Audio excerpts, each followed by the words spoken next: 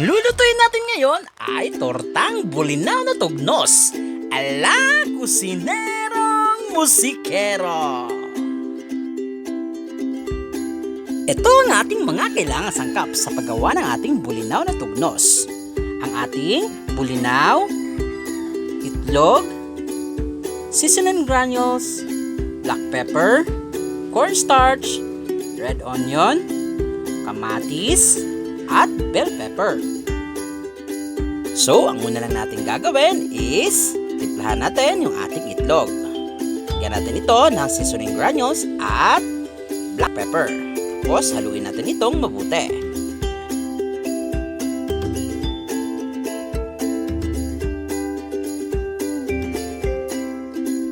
At kapag nahalo na itong mabuti, ilagay na natin yung ating bulinaw na tugnos. Haluin lang natin ito at ilagay na natin yung ating mga natirang sangkap o ingredients. Ang ating red onion, kamatis, bell pepper, at yung ating cornstarch. Kaunting tip lang sa paglagay ng ating cornstarch, huwag masyadong ibuhos o unti-unti lang natin itong ilagay para mahalo itong mabuti.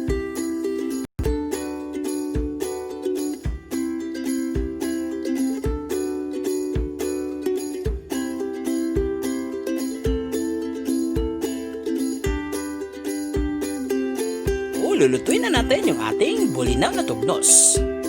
Sindihan lang natin yung apoy at ilagay natin yung ating kawali. At kung hindi pa pala kayo nakapag-subscribe na aking channel, huwag niyo po sana kalimutan i-subscribe, i-like, and i-share po ito. At i-click niyo na din po yung ating notification bell para updated po kayo sa aking mga susunod na videos. Marami pong salamat!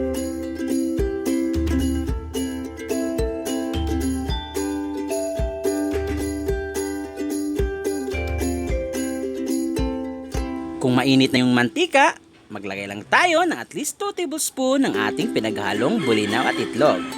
So, ipiprito lang natin ito hanggat sa ito ay maluto. At kaunting tip lang, pag ito ay dumikit pa sa kawali, huwag niyo muna itong baliktarin. Baka masisira lang ito. At gawin lang natin ito hanggat sa maubos yung ating pinaghalong itlog at bulinaw. Habang nagpiprito tayo, may shoutout lang akong kaibigan. Shoutout sa aking kaibigan na si Dr. Alfred Roa ng Dr. Zook Recordings. Kaya guys, huwag niyo kalimutan i-subscribe, i-like, and i-share din ang kanyang channel. Marami pong salamat!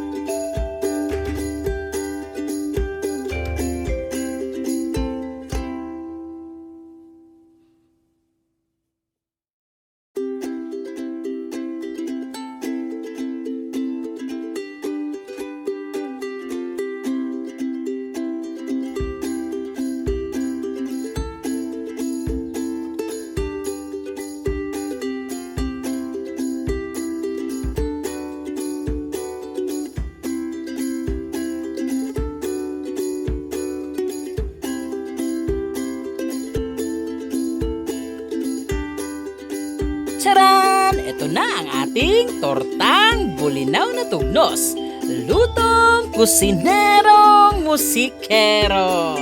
Happy eating!